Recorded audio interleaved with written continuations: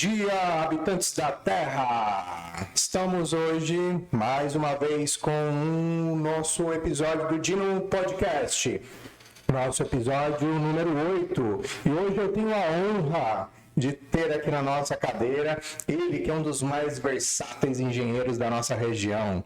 Ele que é professor, inspetor do CREA, empresário. Ele é comentarista esportivo, o nosso grande engenheiro, amigo André Henrique, seja bem-vindo. Opa, Cláudio, obrigado pelo convite, né? Agradecer já de antemão toda a sua equipe, né? Que sempre me trata bem. E, cara, participar hoje aqui do Dino Podcast, né? Eu sei que já é realidade. Parabenizar você pela iniciativa, acho muito interessante trazer essa perspectiva de um podcast que fale sobre engenharia, mas que fale de outros temas também. Eu acho que isso daí é importantíssimo para a nossa sociedade. E, de antemão, já parabenizar toda a sua equipe, né? Sou admirador da sua pessoa também, como amigo, como profissional, e estamos aqui para a gente prosear, né? Como já dizia os nossos amigos. A gente fica muito feliz com a sua presença, né? Já era para você ter vindo aqui, mas aí essa correria nossa aqui da engenharia, né? Esse nosso dia a dia, às vezes as agendas não batem, né?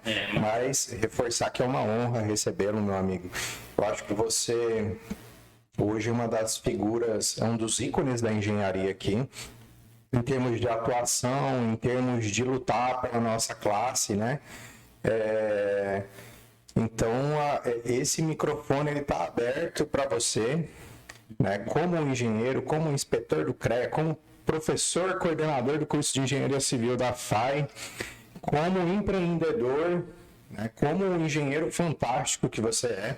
Né? O pessoal fala, meus haters falam que eu fico passando pano para os meus convidados. Não é que eu fico passando pano para os nossos convidados, é porque todos os nossos convidados, todas as pessoas que têm sentado aqui nessa cadeira, André, são pessoas que na maioria das vezes dispensam apresentações, mas que têm que ser colocadas no lugar que realmente são, né? Ótimos engenheiros, ótimos profissionais, pessoas de destaque, pessoas que são referências na nossa região. E está aqui mais uma delas. Né? Eu quero já começar mandando um abraço para os nossos haters queridos que eu amo, né?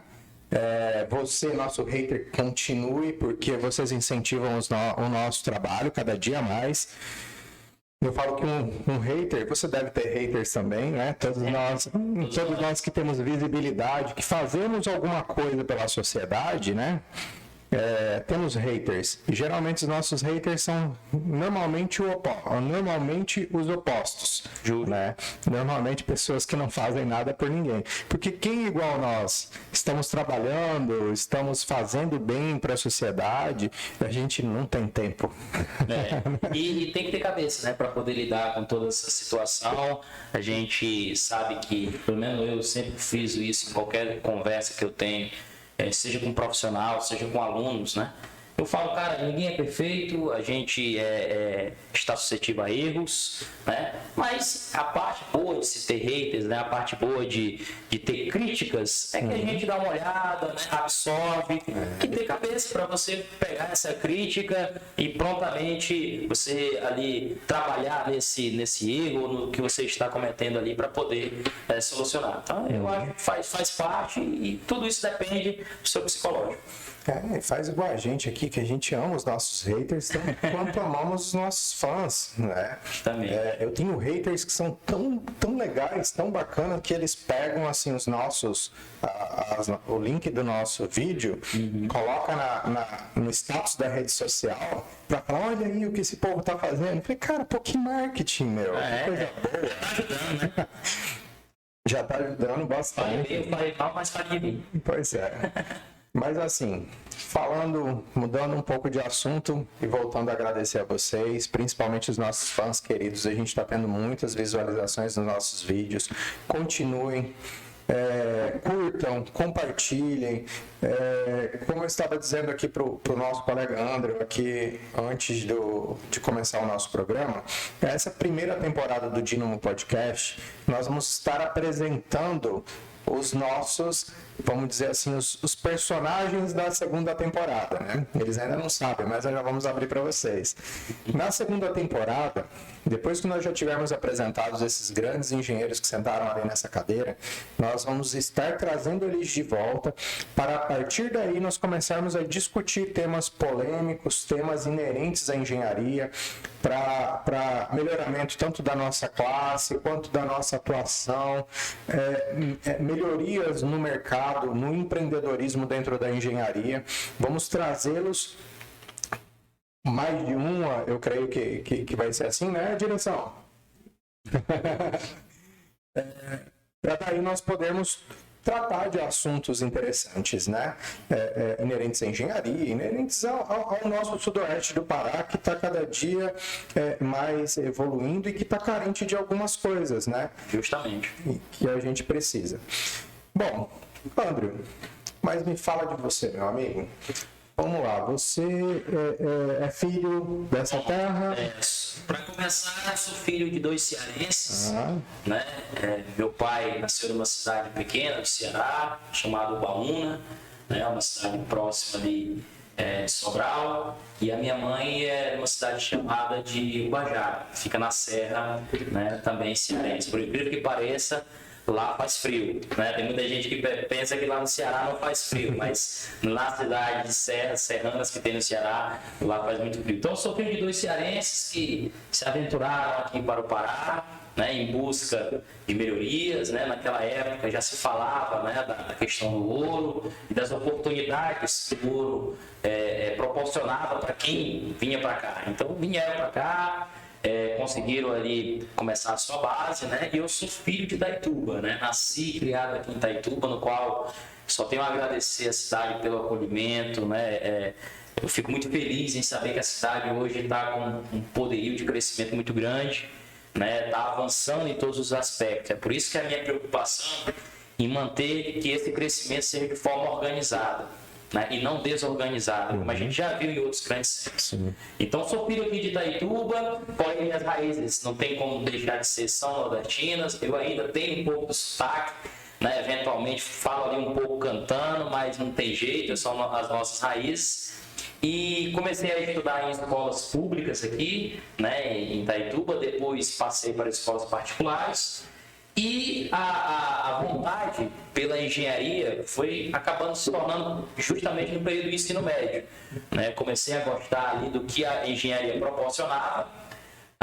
O meu pai, por muito tempo aqui, foi gerente de uma loja de materiais de construção, então eu já entendia ali mais ou menos o ramo, né? Comecei a fazer serviço de bancos, por exemplo, e depois fiquei ali atrás do balcão, olhando os vendedores. Até cito que hoje muito da lábia minha de vendedor, né, de obra, veio da lábia dos vendedores que trabalhavam com meu pai. Então eu peguei o que eles falavam, né? Eu peguei a manha, né, como se diz assim, como que eles vendiam para me poder aplicar. Então, quando meu pai sai da empresa, né, 25 anos trabalhava nessa empresa, e ele sai para montar o seu próprio negócio, e é um negócio na área de materiais elétricos, eu também me encantei pela área. Tanto é que... Pode falar o nome. Não, sem problema. Então, assim, pode falar. Empresa do meu pai. Aqui o microfone é seu. Bacana. Então, quando eu adentrei, o pai montou essa empresa, né? E eu comecei a trabalhar dele, também me apaixonei pela engenharia elétrica. Tanto que quando fiz o vestibular, eu passei para engenharia elétrica na Universidade Federal de Tucuruí, que na época, né, ainda é vista como um local lá universitário muito forte devido à hidrelétrica de Tucuruí.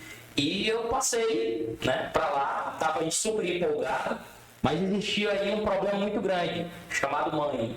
Né? A mãe pegou o mapa, botou aqui quantos quilômetros é de Itaituba até Tucuruí e rapidamente descartou. Falou, não tem como, é muito longe. Na época também estradas horríveis, né? Uhum. Então falou, não tem condições não, como é que nós vamos te visitar? Olha, aí eu falei, olha, tem aqui em Santarém, e aí eu já pensei, tem engenharia civil lá, eu vou ver um pouco de elétrica também e me especializo. Após a graduação, me especializo em elétrica. Esse é o meu pensamento. Uhum.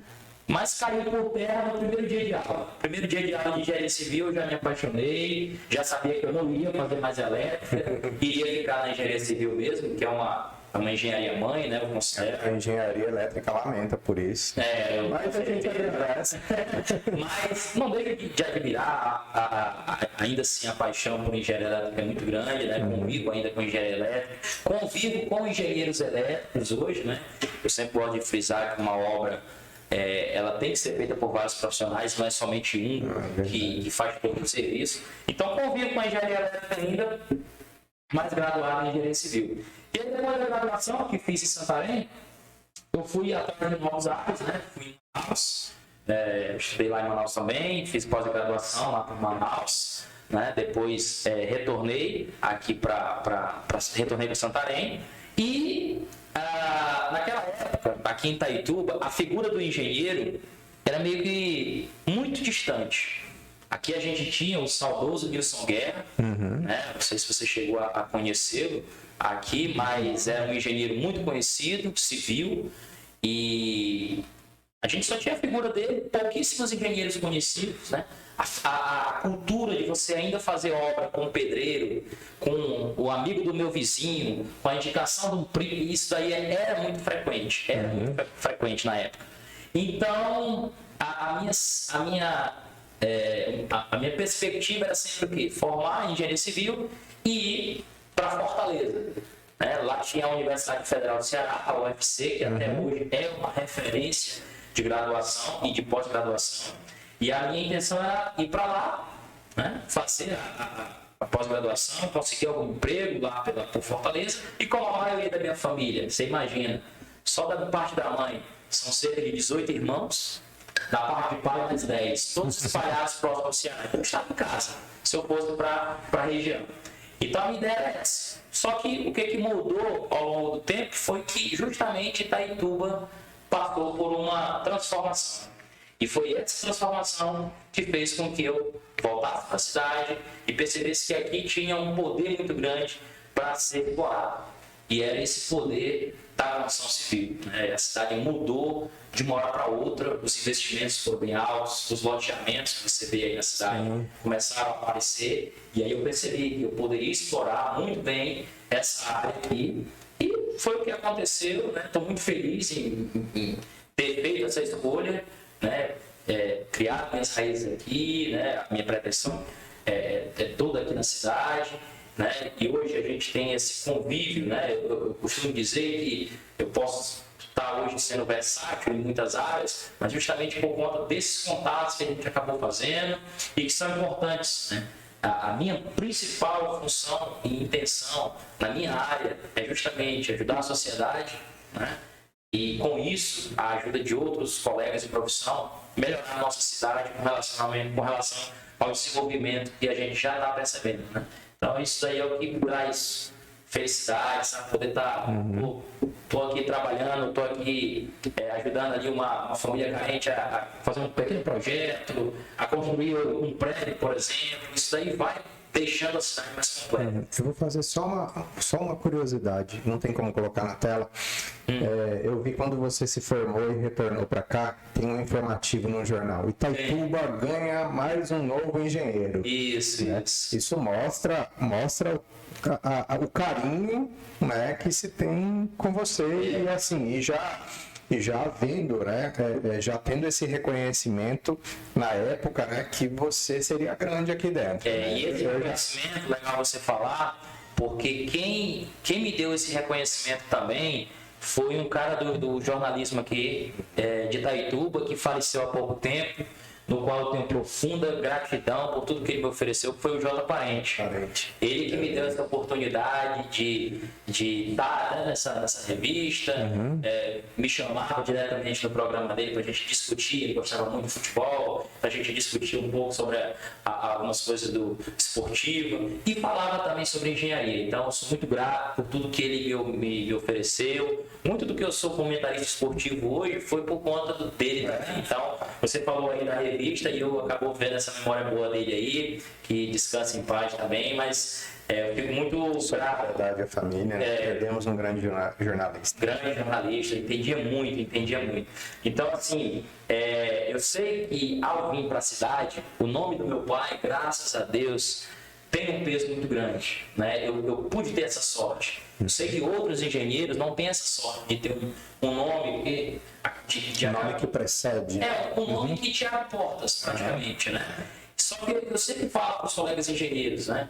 Apesar de você pode não ter um nome, né, por trás para poder te apadrinhar, para poder te abrir as portas, mas eu creio que o bom trabalho, o bom atendimento, né, tudo isso daí são coisas que caem na graça da sociedade da vivência, né? Você fazer um bom trabalho, um bom atendimento, né? Você ser sempre ali responsável, eu tenho certeza que isso daí abre portas, né?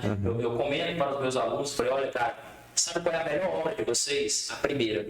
Porque é a primeira que vai te abrir as portas para as demais. Então você sempre tem que encarar a melhor obra como sendo a próxima, a primeira, né? Porque é ali que você vai conquistar aquele seu cliente. Então, foi através disso daí que a gente conseguiu, graças a Deus, esse poder da mídia que a gente está sempre envolvido, através das nossas escolhas, né, que a gente sempre faz e as nossas parcerias. Então, o meu caminho de engenheiro, né, até chegar aqui em Itaituba foi esse. Né, sair desde escolas públicas aqui, passando por escola particular, depois fui atrás de estudar em outros locais, porque aqui em Itaituba nós não tínhamos, hoje nós já temos engenharia civil, né, em faculdades aqui, tanto presenciais, como a faculdade de Itaituba, quanto também federal, como a UFOPA. Então acho que isso daí é muito, muito bacana para a cidade, né? E tomara que isso abra portas para mais engenharias, engenharia elétrica, de produção, ambiental, né? Que isso daí possa abrir mais portas, né? Então eu fico muito feliz com esse engajamento de faculdades que estão agora oferecendo mais cursos na área de engenharia, porque eu gosto de frisar uma coisa, é claro, é a nossa profissão, engenharia em geral, que acaba mudando o nosso espaço físico, né? E com ela reflete em todas as coisas da sociedade. Então o grau de importância é muito grande, claro, não desmerecendo nenhuma outra profissão, cada um no seu modo de importância, né? Todas têm sua importância. Mas eu sempre digo que a engenharia ela é uma ciência. A partir do momento que o engenheiro ele consegue entender, ele tem o olhar de engenharia, ele começa a enxergar a ciência em tudo. Ele não enxerga mais essa caneca. Ele enxerga toda a ciência que está por trás dela, tudo que está rolando aqui dentro, moléculas, átomos, a estrutura, o material com que foi feito. Então a engenharia é fantástica. No primeiro dia de aula de engenharia civil, eu tive uma aula com um professor e ele deu um exemplo claro. Ele mostrou uma cadeira de escritório, essas cadeiras de escritórios presidente, né, que a gente chama. E ele fez a pergunta para a turma: vocês acham que quantas engenharias estão envolvidas nessa cadeira? Teve gente que falou 2, 3, 4. Ele falou que existia mais de 10 engenharias e foi listando uma por uma. Então só aí você percebe quantos braços a engenharia ela pode te proporcionar, quantos caminhos você pode exercer. Você pode se formar em engenharia civil, com especialização em ambiental, elétrica, perícia, cara, uma infinidade de possibilidades. Então só depende de você, só depende do seu conhecimento, né, da procura e da busca pelo conhecimento. No interesse, né? E eu digo assim, você citou a importância do seu pai no início da sua carreira, né? Eu quero mandar um abraço pro meu pai, que também está lá no Ceará. Um abraço. Beberibe. Conheço, Beberibe. Ele mora na beira da praia, lá em Morro Branco. Tá bem demais. Não tá preocupado com... Pai, um abraço. Te amo muito, tá? Fica com Deus aí. Assista, curta, comente. Compartilhe. Você falou da importância do teu pai no início da carreira e que às vezes outros colegas eles não têm alguém realmente que vai ajudar nesse começo da carreira. Eu vejo assim como a maioria, né? Só que um conselho que eu dou a todos eles: elaborem uma boa estratégia. Sim. Né? Elaborem uma boa estratégia. Eu vejo muitos amigos nossos batendo em cima, amigos, colegas de profissão, batendo em cima da mesma coisa, entende? Fazendo o que todo mundo está fazendo. Né? Não desmerecendo o que todo mundo está fazendo, mas vamos chamar que o mercado que todo mundo está atuando é o chamado mercado mediano, onde está a média. A média, isso, a média de todos os profissionais. E esse é o mercado mais fácil e é o mercado mais disputado. Né? Mais disputado. Não me entendam mal, não que seja fácil fazer projeto. Não é fácil fazer projeto. Né? Tu é projetista, sabe disso, não é fácil fazer projeto. Mas muita gente faz projeto. Muita gente faz projeto. Aqui, muitos colegas fazem projeto e outros somente fazem projeto. Então, acaba, querendo ou não, Itaituba tem 110 mil habitantes e uma perspectiva gigante de crescimento, mas acaba que congestiona o mercado, acaba criando uma concorrência gigante. Aí o cara continua. Quando você olha para outras coisas, outros mercados, outras possibilidades, você sai do mediano. Sim. Passa para o extraordinário. E quando você vê o extraordinário não é que seja melhor do que o mediano. Não, o extraordinário é só diferente. Né? É só diferente. E você vê que lá no extraordinário, em vez de ter 60 profissionais fazendo a mesma coisa, você vai ver que tem lá 8, 9, 10. A tua fala, ela casa muito bem com o que eu falo com meus alunos. Né? Eu falo, olha, vocês irão se formar em engenharia civil, mas categoricamente eu afirmo para vocês, é muito difícil ser um engenheiro completo, que saiba de tudo. Qual é a minha recomendação para vocês? Se formar em engenharia civil ou qualquer outra engenharia, escolham uma coisa para ser o excelente naquilo. Por exemplo, eu gosto muito de orçamento. Seja o melhor orçamentista. Você já sai daquele bolo para ser um excelente nessa área. Eu gosto muito dessa parte de perícia. Pronto, faça uma especialização em perícia e seja o melhor nessa parte de perícia. Porque aí você sai de vários que estão somente naquela graduação ou só sabem fazer o mesmo e você se torna um especialista naquilo. E a gente sabe que hoje no mercado, quando a gente precisa de algum serviço, a gente vai atrás do melhor orçamentista, do melhor estrutural, do melhor perito. Então a gente procura esses profissionais, né? E você, justamente isso que você falou, ter essa criatividade, ter essa inteligência de buscar uma outra estratégia para poder explorar, é o que vale hoje no mercado, é o que está se procurando. Porque engenharia ela é muito ampla. Sim. Você sai da faculdade cru, né? Com toda a teoria, mas falta muita prática. Né? Por isso que as faculdades hoje estão aumentando o seu nível de aulas práticas também para poder propiciar ao aluno isso. Mas você tem muita teoria e pouca prática. Então você tem que ir para o mercado de trabalho e você vai ter que perceber que ainda precisa incrementar algumas coisas. Mas ser completo numa área dessa tão grande é complicado. Né? Por isso que você vai para as especializações, né? E se torna o melhor delas.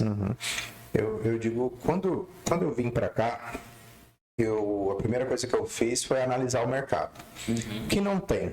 Sim. Né? E eu cheguei à conclusão de que a área que nós atuaríamos seria a área onde não tem ninguém atuando. Ocupar o chamado espaço vazio. Né? Porque o espaço onde todo mundo está, se eu fosse entrar para fazer projeto, eu nem sou lá tão bom assim em projetos na área de civil, né? Nós somos muito bons na área de infraestrutura. Né? Eu falei, poxa, a gente tá... E assim, nós já entramos com a visão, não de Itaituba, nós entramos para cá no mercado com a visão do outro lado. Sim. Então, o outro lado do rio, ele tem um outro nicho todo especial. Isso, todo voltado à infraestrutura. Então eu ataquei o mercado do controle tecnológico. Não tinha, eu acho que não tem ainda outra empresa além de nós que trabalha com controle tecnológico aqui na nossa região aqui de Itaituba especificamente. Em Santarém tem o pessoal da FCK, um abraço aí pro pessoal da FCK, o pessoal da Concretec, né? Isso. Que é do Rafael, né? Isso. E do Rodrigo. O Rodrigo é MTech, né? Mas um abraço pro pessoal do controle tecnológico. Todos fazem um excelente trabalho. Isso, é excepcional. Eu falo que, assim, nós que somos da área do controle tecnológico, a gente é defensor do controle tecnológico, até a última ponta. E eu nunca vejo os colegas como concorrentes, né? Nós dividimos um mercado. Eu digo que a concorrente nosso na região, no sudoeste do Pará, não é concorrente da Dynamo, não é a FCK, não é a Concretec, não são os outros laboratórios. Concorrentes nossos são as pessoas que não fazem. Ou desconhecem, né? Ou desconhecem, né? Então, a gente optou por entrar num mercado que não tinha ninguém ocupando aqui. E hoje, a gente nada de braçada. E essa proposta que você falou do maior inimigo serem ali as pessoas que desconhecem, as pessoas que não contratam, é justamente esse o papel nós engenheiros, fazer com que a população e a sociedade saiba por que eu devo fazer um controle tecnológico, né? Exato. Isso parte não somente dos engenheiros que atuam em campo, como também dos engenheiros professores que atuam em universidades. E esses alunos que estão saindo, né? É sempre interessante a gente trazer cursos voltados a essa área, porque eu costumo dizer que uma sociedade ela muda o seu pensamento a partir da aplicação e a inserção de engenheiros na sociedade. Começa a mudar o pensamento. Eu nunca esqueço situações que já ocorreram aqui na cidade de pessoas mais humildes que acabam chegando em escritórios aqui e falam assim, olha, eu vim fazer aqui o projeto que estão falando agora que para fazer casa tem que fazer projeto. Então eu fico muito feliz em saber disso, porque é sinal que a fiscalização, a inserção dos engenheiros, a mídia com relação a isso está surtindo efeito. O pessoal está percebendo que fazer projeto, fazer controle tecnológico, fazer ensaios laboratoriais, isso daí ajuda demais a qualidade do serviço da engenharia. Fazer a investigação geotécnica, né? Foi um outro ramo que nós investimos bastante nos últimos anos e tá aí o André que quase todos os seus clientes você nos indicou, nós fizemos sondagem. E assim, eu sempre faço uma analogia. Eu acho que no episódio número 3, eu até falei uma besteira que eu tenho que retificar. Aproveite. Mas assim, besteira eu vou retificar depois. Mas eu dei um exemplo para o engenheiro Jefferson, que foi o nosso entrevistado no episódio 3, em que eu tenho um iPhone, né? Se a Apple escrevesse lá na caixinha do iPhone para mim, produto sem controle de qualidade, você pagaria R$8.000 nele? Já iria vir a suspeita, né? Já ia vir aquela dúvida, né? Sobre a qualidade do material. Exatamente. Nós temos que... essa foi até uma polêmica que eu levantei. Porque eu sou um defensor do controle tecnológico e traço um paralelo que é bem estreito entre o controle tecnológico e o controle de qualidade, né? Que são semelhantes, mas não são a mesma coisa. De que todas as nossas obras, nós temos que trabalhar com qualidade. E um atesto nosso do engenheiro não é o suficiente. Não é o suficiente. O que é o suficiente? Primeiro, você fazer uma investigação geotécnica para você, de fato, entender a ciência por trás do solo, se aquela estrutura que você está projetando, o solo vai ter capacidade de suporte para resisti-la, né? Vamos chamar assim. Isso é fundamental, isso é princípio básico. E sobre isso daí, eu também... em conversas com engenheiros ou até mesmo alunos, eu sempre brinco, eu falei, cara, hoje aqui em Itaituba, não só em Itaituba, mas outros lugares também a gente percebe isso daí, a pessoa não quer pagar, por exemplo, o proprietário, o cliente, não quer pagar uma sondagem, um furo, 2 furos de sondagem, Mas ao invés disso, na construção, gasta-se muito mais em uma coisa decorativa. Claro, não tirando aqui o mérito da decoração. É lindo, vai trazer beleza, mas vamos lá. Se essa estrutura não possuir resistência suficiente, vai tudo para o chão. Então é coisa a você se pensar. Hoje uma sondagem, né, um furo, 2 furos que você eventualmente vai ter que fazer dependendo ali da análise, né, da geotecnia, isso daí é essencial, é importantíssimo você fazer. E não tem que ser visto como um gasto, e sim como um investimento. A gente já viu situações em que o cara gasta ali um certo valor para poder pagar a sondagem, mas só com aquele resultado da sondagem, que para a gente funciona muito ali como se fosse um exame, né? A sondagem nada mais é do que para a gente do que um exame. Você vai hoje no médico, o médico já sabe o que você tem, mas a primeira coisa que ele pede é o quê? O exame, para poder comprovar o que ele vai te passar. É a mesma coisa nossa. Às vezes a gente chega num terreno, a gente vê que o terreno é muito arenoso, já sabe ali que a resistência de ponta vai ser um pouquinho maior, um pouquinho menor, dependendo ali do tipo de solo. A gente pega o laudo de sondagem para poder o quê? Basear, né, fundamentalmente esse tipo de documento. A gente já sabe o que vai acontecer, pronto, mas a gente precisa desse laudo, né? E já aconteceu de muitas situações que com o laudo o cliente consegue reduzir custos, por exemplo, de armação, custo de ferragem, né?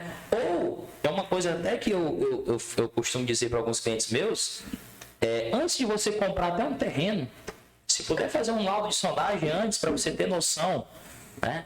Eu já vi muitas situações aqui de terrenos aqui em Itaituba, em áreas onde o solo é muito pobre, né? Áreas alagadas, que o cliente compra o terreno, acha que comprou por um bom preço, quando vai começar a construção, acaba gastando muito mais na fundação. E aí, o gasto que ele não teve na aquisição do terreno se equipara com o que ele gastou na fundação. Então, para você perceber como hoje você conhecer o solo, é sua base, tudo você vai assentar em cima do solo. Se o solo for ruim, não adianta de nada. Então você, dá até um corte bom, né? O solo não é bom, mas claro que hoje na engenharia a gente tem mecanismos, né, de melhoria desse solo, mas quer queira, quer não, você fazendo um estudo de solo, fazendo uma boa geotecnia, um bom laudo de sondagem, ele vai te dar todas as informações precisas para você executar a melhor obra. Vai ser como você disse, vai ser o exame que você vai colocar na mão do médico para ele tomar a melhor decisão. A melhor decisão. E isso não é só para obras, né? Funciona também para pontes, funciona também para outras estradas, infraestrutura, estradas, né? E assim vai. Eu falo hoje a gente tem uma atuação em sondagens para engenharia muito boa aqui na região. A gente não para. Hoje, se você falar para mim, Cláudio, quero contratar uma sondagem com você, eu vou falar, pô, meu amigo, vai para a lista. Eu não consigo te atender essa semana que vem. Graças a Deus, a gente tem muito a agradecer aos colegas engenheiros que tem mesmo mudado a mentalidade, né? Porque assim, cabe a nós, engenheiros, né, exigirmos isso do cliente. Já tem cliente que chega comigo antes, quando a gente chegou aqui, a gente fala, olha, chefe, tem que fazer um furo de sondagem. Fazer um furo? Não precisa. O mestre de obra fez uma casa do lado aqui e a casa nunca cedeu. Aí até a gente falar que o perfil geológico do solo é totalmente diferente de uma área para outra. E aí hoje, a gente já vê clientes que procuram a gente, já falam até assim, olha, vamos lá fazer o projeto, eu já fiz até o furo. Então, eu fico feliz demais de saber isso daí. Como eu te falei, é um processo gradativo, é um processo lento, mas a gente já está conseguindo grandes resultados, sabe? Eu creio que empresas como a sua aqui, que trabalha com uma ótima equipe, engenheiros novos chegando na cidade, e a gente, quanto mais a gente colocar isso na cabeça da sociedade, com certeza a gente vai ter melhores obras, menos catástrofes, né? Menos colapso de estruturas. Então, eu tenho certeza que isso daí só tem a agradecer a nossa cidade. E eu vou um pouco mais além. Eu vejo a sondagem como básico, né?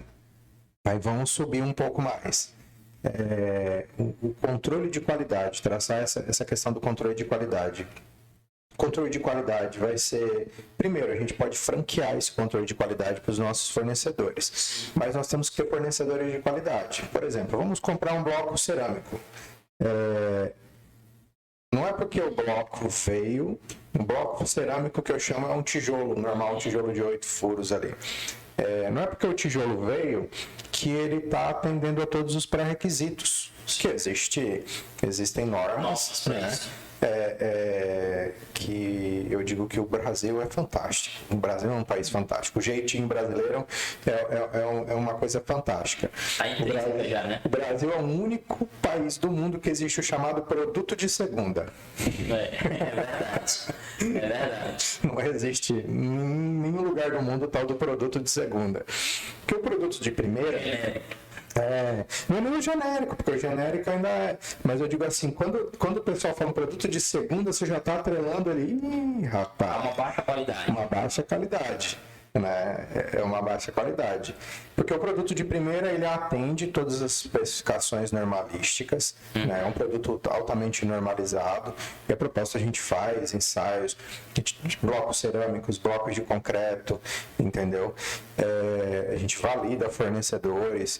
Então, o segundo ponto depois da sondagem é nós trabalharmos com materiais de qualidade. A nossa argamassa, a areia, é o concreto que a gente compra da usina de concreto e a gente não faz um ensaio, às vezes não pega, não molda 4 corpos de prova ali numa fundação, num pilar, numa laje. Cláudio, mas a concreteira, ela tira os corpos de prova dela. Gente, claro que tira, mas aí é que assim, as nossas concreteiras que tem aqui são competentíssimas, fantásticas, mas pode acontecer um erro, uma vez ou outra, alguma coisinha, pode acontecer alguma coisa. E o profissional exigindo esses corpos de prova numa fundação, numa laje, já é uma garantia, né, do que vai acontecer do FCK esperado desse tipo de corpo de prova para aquela estrutura. Não, eu vou mais além. É interessante a concreteira ter o dela e você ter o seu. Justamente.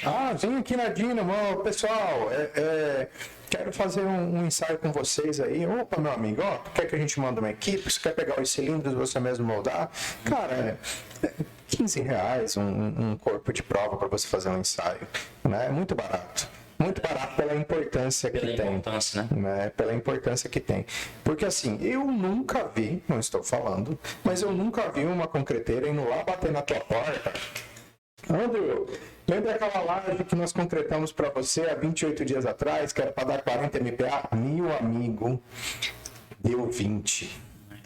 Deu 20. Eu nunca ouvi falar disso. Na verdade, eu vi uma vez na vida acontecer uma coisa dessa, mas primeiro a concreteira veio nós no laboratório para nós já prepararmos a defesa deles, o que podia ter acontecido, e só depois ele foi no cliente. E eu gostei da atitude, que já foi no cliente com o problema e a resolução do problema. Falou, olha, nós tivemos um problema com o nosso superplastificante.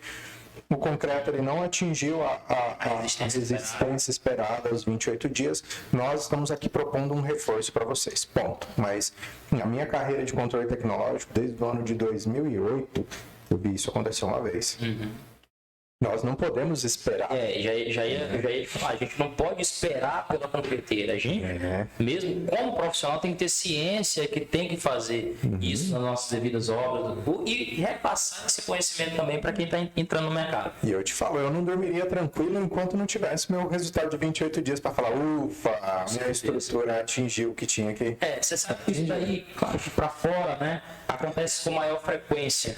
É comum, né? Porque é uma coisa taxativa.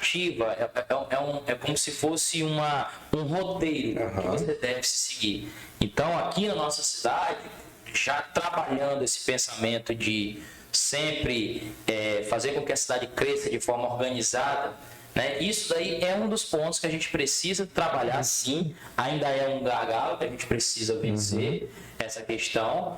E eu tenho certeza que a gente só consegue vencer isso com informação, né? Com fiscalização, né? Com essa educação profissional entre engenheiros, empresas, né? E sociedade. E começando do jeito que vocês propuseram na FAI no ano passado, né? Já começar ali no ninho, onde se fabrica engenheiros, né? Já começar com essa ideologia de que o iPhone, igual a obra que você vai entregar, tem que estar lá o carimbinho.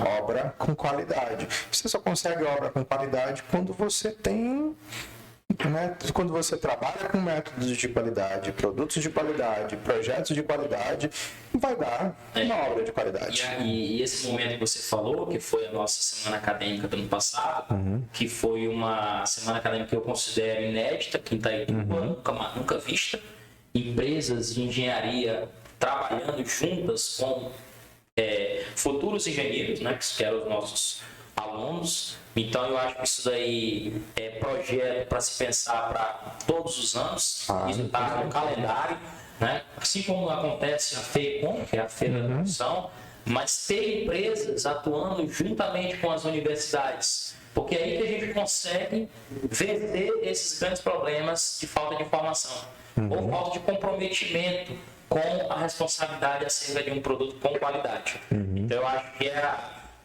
o princípio, né, começa daí. E foi muito bacana essa semana acadêmica, né? Vocês estiveram lá conosco, qual eu agradeço demais por confiar nesse projeto que a gente montou juntamente com os alunos. É um desejo meu em poder, como eu percebi que existiam grandes empresas de engenharia aqui na nossa cidade, nada mais justo que elas possam ser vistas em um local propício a isso, que é uma instituição, né? Uma instituição de ensino.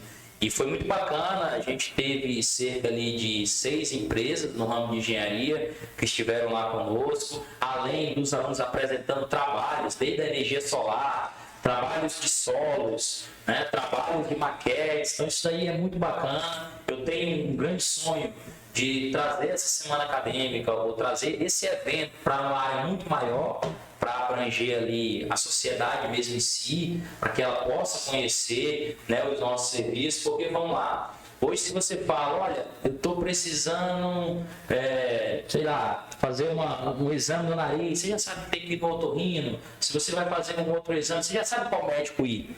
Mas hoje, para a obra, se você precisa de tal serviço, a população ainda carece de saber quem são esses profissionais. O que o engenheiro pode fazer? O que o arquiteto pode fazer? Tem gente até hoje, né, que sempre tem essa dúvida de engenheiro e arquiteto. Ou, por exemplo, o que o engenheiro elétrico pode fazer? Ele pode fazer até onde? O ambiental. Qual é a diferença do ambiental para o florestal? Tem muita gente que não sabe essa diferença. Não sabe quem profissional procurar. E não sabe que profissional procurar. E vou te falar mais. Tem profissional que não sabe o que ele pode fazer. Verdade. Isso daí, outro corte aí, produção. Tem profissional que não sabe o que ele pode fazer, né? E já chegou muitos profissionais que chegaram lá no CREA conosco e a gente foi falar, olha, você pode assinar isso, você não pode assinar isso. Caramba, André, eu não sabia que eu podia pegar isso. Então, a gente precisa conhecer mais a nossa profissão para poder passar para a sociedade o que ela pode ter como a nossa função, né, no serviço. Então a gente precisa conhecer a nossa profissão e a sociedade nos conhecer. Eu tô rindo aqui porque eu lembrei da gafe que eu cometi no episódio 3. Mas foi uma gafe meio ilógica, né? Eu acho que uma vez nós, aqui nessa mesma sala, acho que a gente conversou um pouco sobre engenharia social. E só depois que eu fui ver que o termo engenharia social é crime. Eu não sabia disso. Que o termo engenharia social não tem nada a ver com a origem das palavras, a junção das palavras. Né?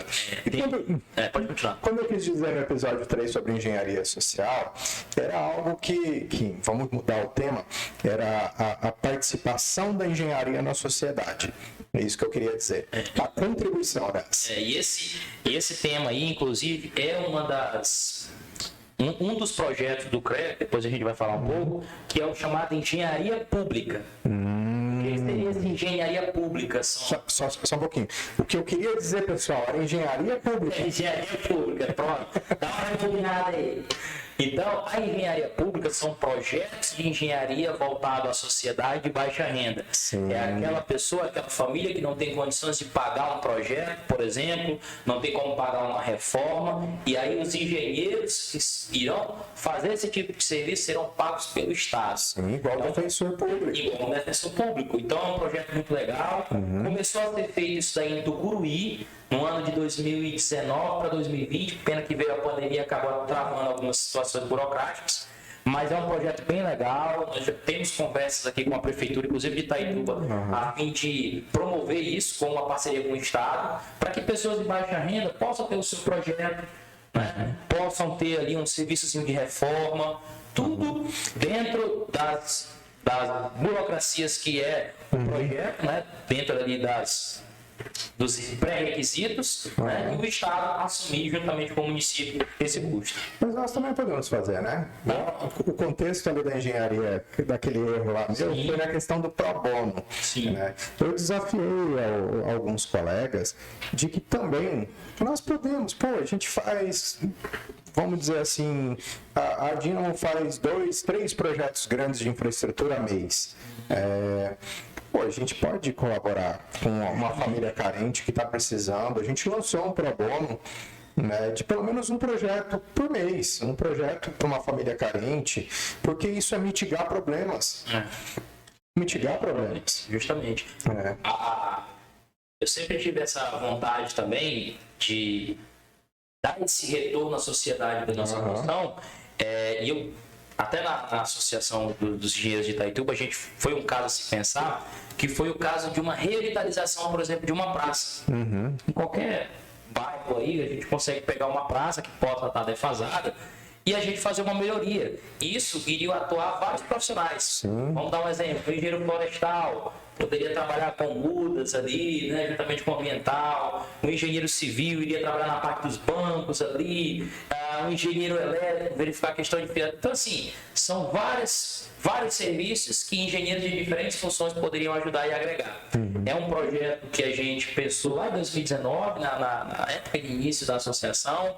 Não conseguimos ainda realizá-lo, mas a gente tem muita vontade de fazer. Pode ser também questão de pintura, né, dar uma nova pintura em um local histórico aqui da nossa cidade. Você sabe que isso daí são coisas que não são difíceis de fazer, a gente consegue com apoio aqui, seja ele do próprio profissional ou até mesmo político, e a gente consegue dar essa contrapartida. Né? O que a sociedade oferece pra gente, a gente dá a contrapartida disso daí. Eu falo que isso daí é nos inserir no mercado cada vez mais. Justamente. Mas um pouquinho antes você disse uma frase que eu sempre repito aqui: quando a pessoa está com dor de dente, ela vai no dentista. Quando a pessoa está doente, ela vai no médico.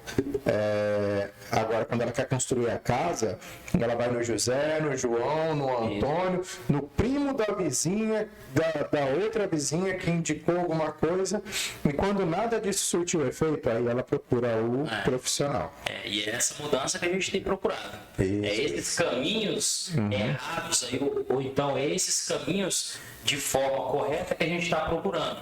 Eu sempre falo, o certo é você procurar um engenheiro, o engenheiro que procura o pedreiro ou o construtor, né?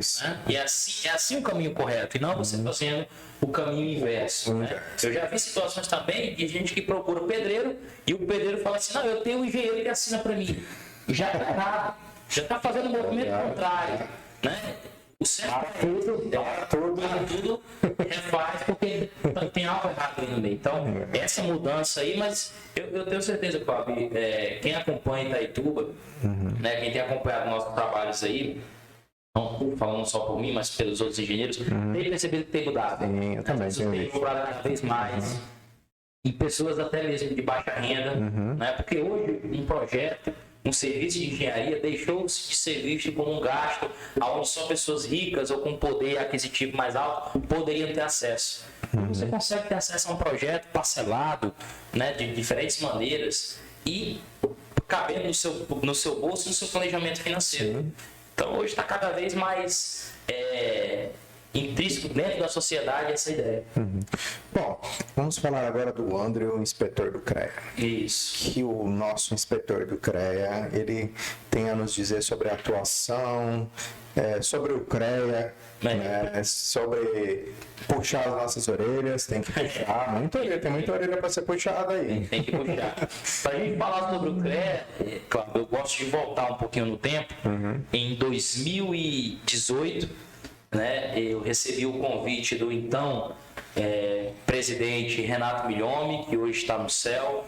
E perdemos também um grande ser humano, um cara que não media esforços para ajudar o interior, né? Não sei se você sabe, mas o CREA sempre foi gerido por figuras de Belém, capital.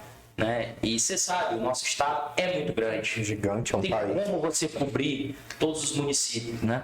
E o Renato foi o primeiro presidente do interior, que era de Marabá, a família também ali em Conceição do Araguaia. Então ele começou a ter esses olhos voltados para o interior. Isso ajudou bastante a nossa cidade. Então ele me fez o convite em 2018, prontamente atendi, recebi essa nomeação com muita responsabilidade. É um trabalho onde a gente não recebe nada, né? É um trabalho que isso daí é por lei, o inspetor ele não recebe nada por isso, né? Porém ele tem uma responsabilidade muito grande de representar o CREA no município. Né? E você sabe que o CREA, isso é importante de dizer. O trabalho brilhante que você faz como inspetor do CREA, você não ganha, não recebe. Não, a gente não é remunerado. Para lhe falar até a verdade, o presidente do CREA, ele não recebe nada. Né? Quem recebe dinheiro do CREA, quem é assalariado, são os funcionários. Você, presidente, conselheiro, inspetor, você não recebe nada por aquele trabalho. Você tem a questão das viagens, que eu vou fazer uma justamente agora essa semana para Belém, para a gente poder fazer treinamentos e tudo, mas a gente não recebe nenhum salário por conta disso. Porém, como eu lhe falei, é um trabalho de alta responsabilidade, porque o CREA sempre foi visto como um órgão arrecadador. Ele está ali só para arrecadar para RT. Né? Então, todos os serviços que você faz, você tem que registrar um RT, você vai pagar ali R$88, vai pagar uma certa quantia, dependendo do grau. Então, ele sempre foi visto pelos profissionais como arrecadador.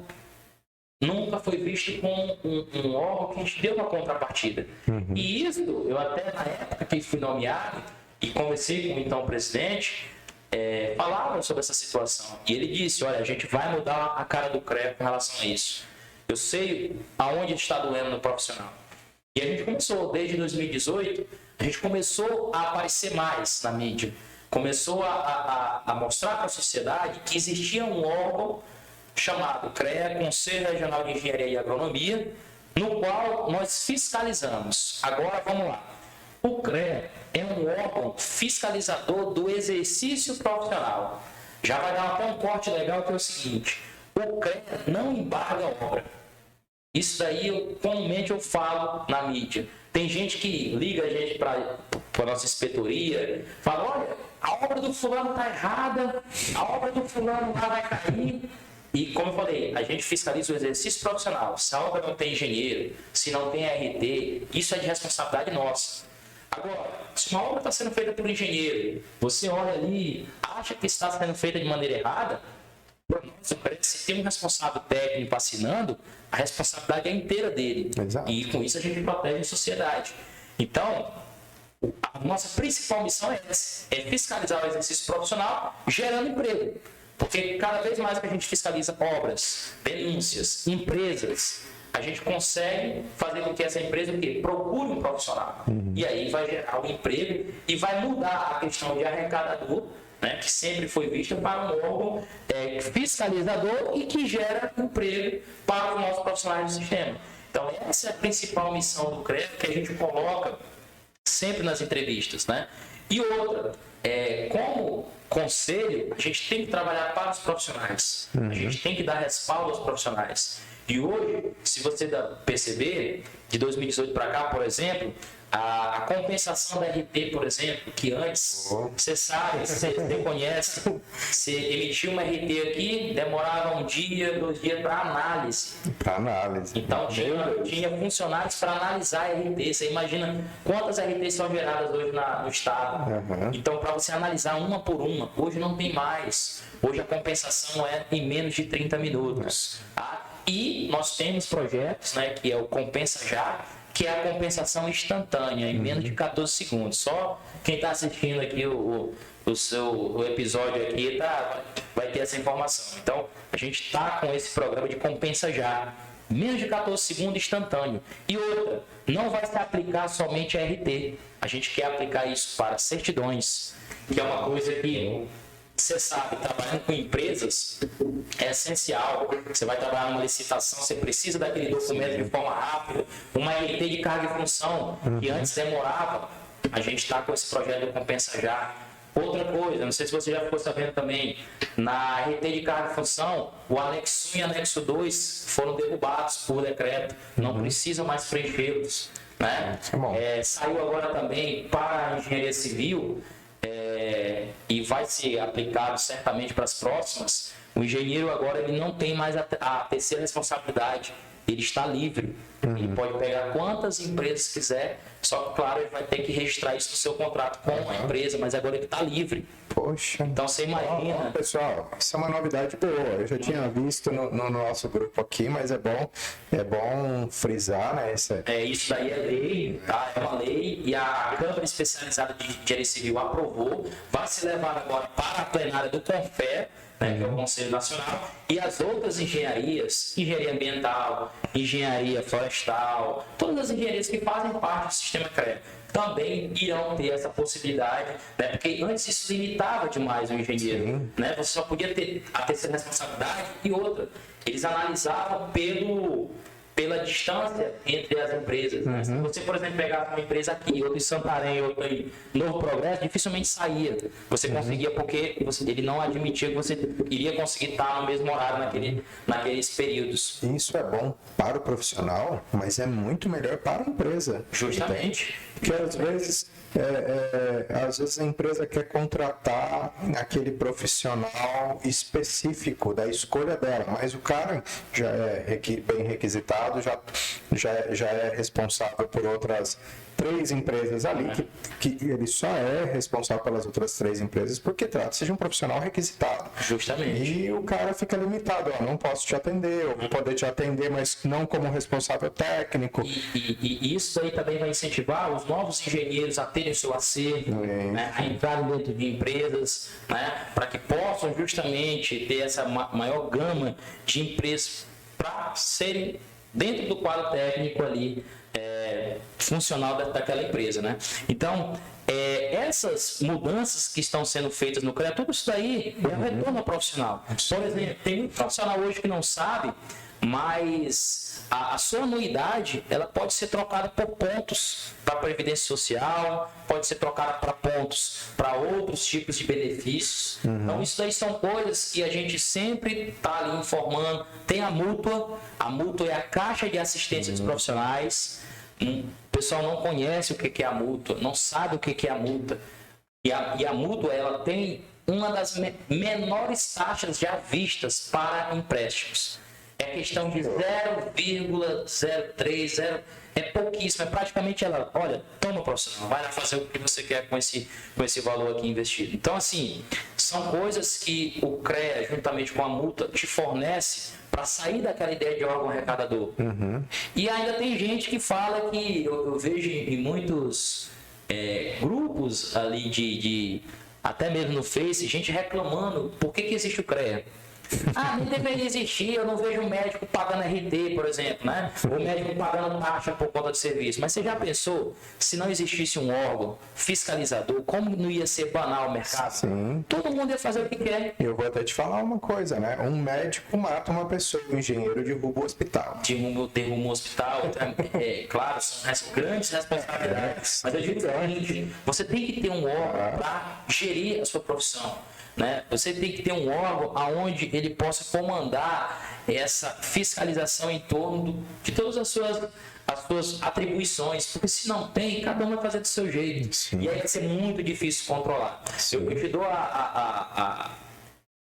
o exemplo, tem profissões que saíram do CREA, né? Formaram o seu próprio conselho e até agora não tem respaldo, ainda não conseguiram grandes feitos, né? Ainda não conseguiu abraçar todos os profissionais com relação às suas demandas e fica complicado. Então eu peço que todos os profissionais fiquem mais próximos do CREA, procurem a inspetoria para poder saber quais benefícios você pode ter, né? Quais são as demandas. Eu preciso, Cláudio, eu já falei isso com outros engenheiros, o CREA, a carta do CREA é muito vista hoje por condição civil. Isso é notório. Por quê? Hoje você vê uma obra. É notório você fazer uma fiscalização. É difícil você fazer uma fiscalização, por exemplo, poço artesiano, está no chão, é uma coisa mais escondida, né? Então tem algumas atividades que é mais difícil a fiscalização. E como que eu vou vencer isso? Com a ajuda dos profissionais, denúncias. É assim que eu consigo fazer. E quando eu falo CREA, porque eu represento ele, é assim que a gente consegue fazer um CREA melhor para todos. Então, se você tem denúncias de empresas que estão atuando sem profissional, né? Se você tem aqui, você verifica situações de irregularidades na sua profissão, traga para a gente poder preparar uma fiscalização, porque se não vier isso daí, fica complicado. Né? Porque nós todos que somos da rede profissional, nós temos que ser fiscais. Né? Nós temos que ser fiscais. Trazer essas informações para você, porque você não tem como estar em todos os lugares. Tem uma informação que eu posso afirmar categoricamente também. A maioria dos contadores da nossa cidade não sabem que se uma empresa se registrar com eles, né, geralmente uma empresa procura o contador para fazer o registro, essa empresa não sabe que quando ele vai listar as atividades, se ali tiver alguma atividade que envolve engenharia, ele é obrigado a se registrar no CREA. E o que acontece? O cara vai, monta uma empresa de, vamos lá, refrigeração. Ele vai, passa pelo contador, passa pelo CEPRAC, passa por todos os trâmites. Quando ele começa a pegar o serviço de licitação, ele pega uma multa do CREA. Por quê? Porque pela atividade dele, ele deveria ter um profissional engenheiro mecânico. E isso ele vai passar por todos esses meios e ninguém vai falar. Entendeu? Então eu acho, e já até conversei com a presidente dos contadores aqui da Itaituba, que eu me propus a fazer uma reunião, informar isso para ele. Porque geralmente o cara que é leigo, ele não vai saber que ele tem que ter um registro no CREA e tem que ter um responsável técnico. Se a atividade dele for engenharia, ele vai lá com o contador faz o registro, acabou, paga as taxas de impostos tributários aqui mesmo, municipais, acabou, e já vai para dentro da empresa. E quando você ganha uma licitação hoje, os dados, eles estão totalmente linkados. Se você ganhou uma licitação e você não tem responsável técnico ou não tem registro, acabou. A multa é na hora. Né? E é importante frisar também, Cláudio, que hoje não tem mais notificação. Tem muita gente que fala, rapaz, apareceu aqui a multa para mim do CREA, mas eu não fui notificado. Acabou. Essa notificação também, lei, foi derrubada. Hoje o CREA ele já trabalha com o auto de infração. Por isso que a gente tem que estar cada vez mais preciso com a informação de que você tem empresa que trabalha com engenharia, você faz execução de algum serviço de engenharia, você tem que ter um responsável técnico, tem que ter registro no CREA. E até hoje, hoje são poucas empresas, Cláudio, que estão registradas conosco. Poucas empresas, pelo contingente que tem aqui de empresas que trabalham nesse ramo, são poucas empresas que são cadastradas no CREA. E a gente lamenta porque acaba que pegando algum serviço de licitação e até mesmo a nossa fiscalização diária, acabam levando-se multas e só depois da multa é que vai se regularizar. E a gente não gostaria que fosse assim, mas a gente também entende que esse processo ajuda a também fazer com que essas empresas procurem se regularizar e contratem um profissional. Sim, e fiquem redondas, né? Não é nada melhor do que você andar redondinho. Então, ninguém vai te incomodar. Tem gente que não faz isso, como eu digo, por má fé. Tem gente que ele não é cadastrado no CREA, não é por má fé, né? É porque realmente não conhece, não sabe essa informação. E aí depois é que vai levar a multa, ou depois que ele sofre uma fiscalização, é que ele vai se atentar a isso. Eu me lembro uma vez, uma multa que eu tomei, foi... Eu fiquei muito bravo, tem que te confessar. Não, ninguém gosta, eu falo isso para todo mundo. Primeiro, ninguém gosta de ser fiscalizado e ninguém gosta de ser cobrado. Isso daí é real. Ninguém gosta. É um negócio realmente ali, tira seu sono, mas são coisas necessárias para uma organização. Deixa eu te explicar o contexto. Como nós trabalhamos, nós temos laboratório lá em Cuiabá também, né? Nós trabalhamos com controle tecnológico há muito tempo, desde o ano de 2011, né? E lá em Cuiabá nós fazemos muito ensaios de artefatos de concreto, né? Blocos estruturais. Certo. E tem um cliente que contratou um ensaio mínimo é com 6 peças, contratou o ensaio conosco, fez o ensaio, o ensaio do lote, né, das 6 peças ali, ele custava no mercado na época R$60. A RT na época, a mínima custava R$55. E fizemos o ensaio, custava R$60, dentro dos parâmetros que tinham que fazer os ensaios, e mandamos para o cliente. O cliente vendeu o lote dele de bloco para o cliente dele, e o CREA foi lá e fez a fiscalização, né? E foi lá, bom, cadê a RT de execução? Tá aqui. Cadê a RT disso? Tá aqui. Cadê a RT do ensaio do bloco? Né? E não tinha, não foi emitido. Não foi emitido. E o que acontece? Eu tomei uma multa de R$525 por conta disso daí. Né? As multas de RTs geralmente são esses valores. Pois é, R$525. Aí acabou, eu falei, olha, meu amigo, vamos fazer um contrato, eu vou te emitir a chamada RT múltipla mensal, né? Onde vai englobar uma série, todos os serviços, e daí tu vai, paga, né? Isso daí fica bacaninha. É a mesma RT, durante aquele período lá você pode utilizar para os ensaios que nós vamos estar fazendo contigo, né? Mas não foi legal. Ninguém gosta de levar multa, né? Justamente. E tem muitos profissionais que hoje chegam com a gente quando recebem uma multa. Claro, quando você recebe a multa, você tem ali um período de defesa. É um direito seu como profissional. Já teve muitas situações de multas que foram aplicadas pelo CREA e o profissional entrou com o período de defesa, colocou as suas justificativas e foi deferido. Beleza. Algumas não são indeferidas. Quem analisa isso daí é a Câmara Especializada dos Serviços. Se for engenharia civil, tem uma Câmara Especializada, se for elétrica, tem elétrica, e diferentes. Mas o principal é que o profissional saiba que a nossa atuação ela está forte com relação a isso, principalmente em licitações, em obras. E, claro, há situações que a gente precisa que o profissional traga para a gente poder ajudar com relação à demanda dele. Então, eu faço esse convite aqui, aproveitar a audiência do seu podcast aqui para falar que os profissionais aqui de Itaituba, os engenheiros ambientais, florestais, os geólogos fazem parte também do nosso sistema, os engenheiros elétricos, tragam as suas demandas para que a gente possa fazer uma fiscalização de maneira justa para todos, né? O CREA não é civil, o CREA é de diferentes engenharias, né? Então a gente está aqui para poder ajudar esses profissionais, né? Também tem no nosso calendário de atuação do CREA, a gente tem projetos sociais voltados também, né? Como Dia das Crianças, Natal, então a gente também conta muito com esses profissionais que compõem o sistema CREA para poder ajudar conosco com relação a essa contrapartida para a sociedade, né? Além do que a gente tem outros projetos em vista aí, que eu já de antemão já vou te repassando também, e novamente aproveitando a audiência do teu podcast, a gente tem uma situação que é o ato de solenidade da entrega da carteira. Né? A gente quer implementar aqui em Itaituba um ato de solenidade de entrega de carteira. Poxa, vamos lá, eu gosto sempre de pegar a OAB como exemplo.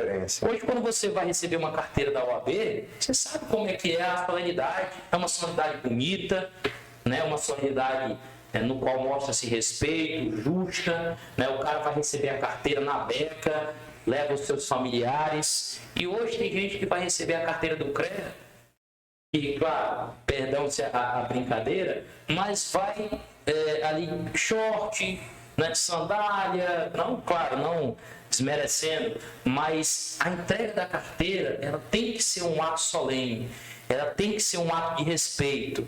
Então a gente quer fazer o seguinte, por mês, né, que as carteirinhas elas vêm através dos correios, a gente quer promover um dia para receber as carteiras de todo mundo que vai receber naquele mês, fazer um ato solene disso. Isso é muito legal. Porque a gente tem que transformar a nossa profissão de forma respeitosa para mostrar para a sociedade. Então, esse respeito tem que partir de nós profissionais. Com certeza. Então, a gente tem que começar a fazer com que as nossas ações sejam ações responsáveis e de um grau de importância grande, né? Um grau de importância maior. Então esse ato de solidariedade é uma das coisas legais que a gente vai começar a promover aqui. Conto com o apoio de todos os engenheiros, né? Os engenheiros novatos também que estão participando. E assim, o projeto CREA, ele continua agora como presidente. Até mandar um abraço para o presidente Danilo Linhares, que é o presidente agora do CREA, né, em exercício, em substituição ao falecido presidente Renato Milhome, né? Mandar um abraço também para o Janilton, né, o engenheiro civil que é da Câmara de Engenharia Civil, né, lá de Belém. Mandar um abraço também para a nossa coordenadora regional do CREA, que é a Adriana Falconeri, também uma mulher excelente, uma das figuras femininas da engenharia mais importante do nosso estado, né? Ela luta muito pelas causas, ela está sempre à disposição para resolver os problemas e muito por conta também do trabalho dela, o CREA tem conseguido grandes feitos, né? Então, mando um abraço para eles três aí. E tem projetos chegando para a nossa sociedade, para os profissionais, e que vai ser o maior prazer apresentar aqui para você, né? Eu tenho a pretensão de, após a volta de Belém, eu quero fazer uma reunião com todos os profissionais em um local aqui para poder explicar para eles essas mudanças que o CREA está fazendo, as melhorias. Para você ter uma ideia, hoje a gente precisa até de uma palestra de como que preenche uma RT. Tem muita gente que não sabe preencher uma RT.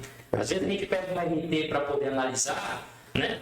Cara, tem tanta coisa ali que você não faz, não coloca. Acervo, que o grande, né, do grande prêmio, né, de todo profissional. O profissional sem acervo, ele praticamente já fica deslocado no mercado de trabalho. Como é que você faz um acervo? Né? Quais são os pré-requisitos para você tirar um bom acervo? Né? O que você precisa colocar? Você precisa de um laudo, atestando. Tudo isso daí, a gente precisa informar os profissionais. Eu sei que tem gente que faz, mas tem gente que está fazendo de forma equivocada. E a gente quer fazer com que eles fiquem por dentro dessas situações, dessas novidades. Eu vejo que se a gente... Um podcast só, um episódio só para nós, não vai ser suficiente. Produção, prepara uma série de 12 capítulos. Porque nós temos assuntos da Inge, mas nós vamos pular a Inge hoje para o nosso próximo episódio. Próximo encontro nosso, e vamos falar sobre o nosso assunto polêmico do dia, que é aquele que a gente sempre trata no final, porque a gente bate e corre, né? Liga a televisão, desliga a luz, vai embora, opa, ninguém vai falar disso. Quem assistiu, quem não assistiu, não assiste mais. Mas vamos lá. Meu amigo, na tua opinião, como tem sido a atuação da prefeitura hoje na fiscalização de obras, serviços que tangem a nossa engenharia? Certo. Hoje. Então, sobre a prefeitura, eu tenho, graças a Deus, hoje eu tenho uma livre liberdade, uma liberdade, para falar a verdade, com os setores de fiscalização da prefeitura, o secretário de obras, secretário de tributos que faz essa fiscalização. E você sabe, tanto o CREA, tanto os órgãos que a gente vê, todos carecem de melhorias, né? E a prefeitura não deixa de ser. Então, a gente sabe que tem situações que podem ser melhoradas, né? Contingente de fiscais, fiscalizações diárias, a gente sabe aonde pode se melhorar. Né? Há muito tempo, em 2020, a gente começou a fazer um termo de cooperação técnica entre CREA e prefeitura. Infelizmente veio a pandemia, acabou não acontecendo, mas a gente tem pretensão disso daí sair ainda esse ano, que são fiscalizações conjuntas entre CREA e prefeitura ao mesmo tempo. Importantíssimo. Isso vai nos ajudar bastante porque a gente precisa do banco de dados da prefeitura com relação a obras, terrenos, empresas, e a prefeitura precisa do nosso banco de dados para poder pesquisar profissional, obra, serviço. Então isso aí vai ajudar bastante, né? A gente sabe que a prefeitura sim tem o poder de embargar a obra. Ela é que tem o poder de chegar na obra e para tudo. Então, para auxiliar a prefeitura com relação a isso, a gente precisa municiá-los, né? Então eu creio que hoje a fiscalização da prefeitura precisa-se de melhorias, não está perfeita, assim como também outros setores que inclua também o CREA, não está perfeito, né? E que a gente só vai conseguir fechar o ciclo com relação às fiscalizações através dessa boa comunicação entre os órgãos. Sim. E a gente precisa que até os profissionais façam denúncias. Pouquíssimos profissionais aqui, Cláudio, fazem denúncias. E a gente precisa que façam mais denúncias. Não é você acabar com o trabalho do seu colega, mas é tornar aquela obra regular. A plaquinha do CREA, só para fazer uma comparação com a plaquinha da prefeitura. Quando eu coloco uma plaquinha do CREA, não quer dizer que a obra está regular. O pessoal pensa que aquela plaquinha do CREA significa, opa, o CREA passou, aquela obra ali está ok. Não. Só informa para a gente que aquela obra nós já passamos, nós não vamos passar mais. É apenas um controle de fiscalização. A placa da prefeitura não. Está com o nome licenciada ou está embargada. Então, essa é a melhor resposta para a sociedade. Sim, então, eles têm esse poder de embargar. Então, estão na mão um poder muito grande, né, de embargar obras. E a gente tem feito essa comunicação, por exemplo, para ser cobrado memoriais descritivos e croquis em relação à regularização de terreno, né, para que toda empresa que preste serviço para a prefeitura seja registrada pelo CREA, seja uma empresa que tenha responsável técnico, que emita RTs. Né? Eu estou comumente lá falando com os setores da prefeitura para que a gente possa alinhar. Porque vamos lá, se eu vou cobrar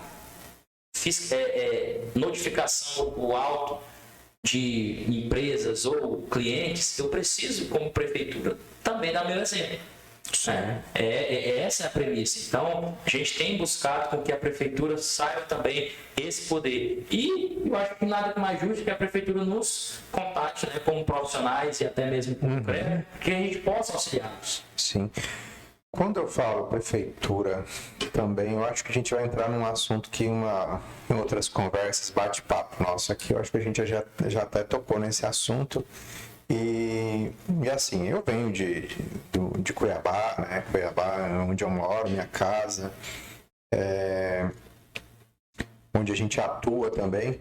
E nós vemos uma prefeitura bem atuante lá em relação ao passeio público. Sim. Claro que quem conhece Cuiabá, quem conhece a minha cidade natal, Lacáceres, vê que existe muita deficiência também em passeio público, só que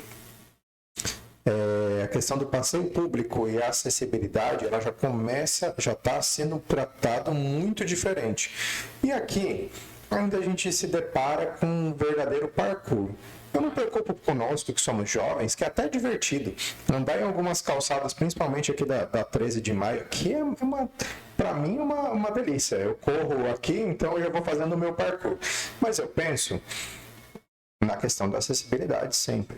Cadeirantes, idosos, crianças, ou qualquer um, né? Que pode se machucar andando numa... Eu já nem considero aquilo como passeio público. Vamos chamar de escalada pública, né? O que tu me fala disso? O que tem sido feito? O que você tem ouvido falar em relação a isso? Eu vou te perguntar porque é um tema que eu só observo como usuário, né? E nunca assim fui muito a fundo. A gente começou a falar aquele dia, mas não avançamos muito. A questão do passeio público, você sabe que existe o Código de Obras do município, está tudo documentado lá, quanto que tem que ter de calçada, né? Todas as recomendações estão lá. Quem vai executar o serviço, seja ele engenheiro, seja ele prefeitura, tem que estar atento com relação a essas recomendações, né? Eu creio que em muitas situações aqui em Itaituba, que tem essa questão do parkour aí, da escalada, foram situações que antigamente não tinham esse controle. Por isso que eu te falo, a minha preocupação da cidade é crescer de forma organizada. Sim. Se a gente consegue ter mais engenheiros na cidade, certamente que terão projetos com acessibilidade, terão projetos com passeio público respeitosamente, né? Sem poço no passeio público. Sem poço no passeio público, sem poça no passeio público. Né? Então, eu atribuo muito a isso. Itaituba, vamos lembrar, por muito tempo ela foi feita por pessoas que estavam trabalhando que não tinham esse intelecto de maneira da engenharia, né? Como eu te falei, a maioria das obras aqui eram feitas por quê? Pedreiros, construtores, que claro, não dando nenhuma polêmica, tem seu grau de importância, tem sua qualidade. Hoje tem construtores que sabem muito mais até mesmo que engenheiros na forma prática. Certeza. Só que a questão normativa, quanto que você tem que deixar de espaçamento de uma fossa para um poço, quanto que você tem que deixar de passeio para uma avenida, para uma rua, isso daí quem sabe são as pessoas formadas, né, para esse tipo. Então, por isso que eu atribuo que para a gente ter hoje uma cidade melhor com relação ao passeio público, com relação a todas essas situações referentes, por exemplo, afastamento lateral, né, que por norma é 1,5 metro, mas dificilmente se segue isso. Como que a gente vai conseguir vencer isso? Com mais engenheiros atuando, com a prefeitura trabalhando em conjunto para análise de projetos. Né? A gente tem que ter um setor responsável para analisar os projetos aqui. E deveria se ter. Né? Eu sei que tem para análise de projetos da prefeitura, mas também tem que ter para outros projetos aqui na cidade. Né? A gente tem o CONCID, que é o Conselho da Cidade, que analisa tudo isso daí. Você faz parte do Conselho? Faço parte do Conselho, juntamente com outros membros lá.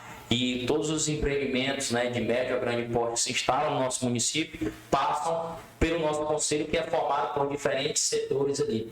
E a gente já faz essa análise, essa análise preliminar logo ali no ato. Mas existem muitos projetos em regiões aqui no nosso município que carecem dessa análise prévia para poder verificar se vai ser respeitado. Agora é aquela situação, se vai se aplicar para um, tem que se aplicar para todos os demais. Eu nunca me esqueço que todo mundo, quando vai fazer obra, quando vai fazer o alinhamento da casa, ele olha assim e fala assim, ó, bora pegar o alinhamento daquele lá do vizinho que ele está mais para frente. Se ele está mais para frente, eu posso. Então, é a questão justamente, como eu falei, da falta, né, de noção de entender o código de obra do município. E por isso que eu lhe falo, se tem um engenheiro responsável por isso, o engenheiro não vai cometer essa gafe. Ele não vai derrubar, porque é básico. E é o nome dele que está ali em jogo. Né? Eu vejo também muitas situações, por exemplo, de interferência de instalações elétricas, fios de alta tensão, já praticamente dentro do terreno. Por que isso aconteceu? Será que veio primeiro os postes, depois fizeram os terrenos?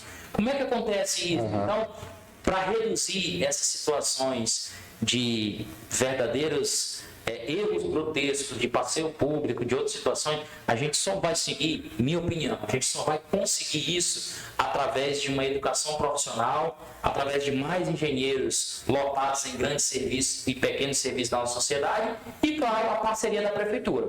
Sem ela, já que ela é o órgão fiscalizador, né, para isso, ela tem que estar junto conosco. Hoje tem gente que me liga, Cláudio, e fala, doutor, rapaz, o vizinho aqui, ele avançou o muro dele e já pegou meu terreno aqui, tem como você vir dar uma olhada?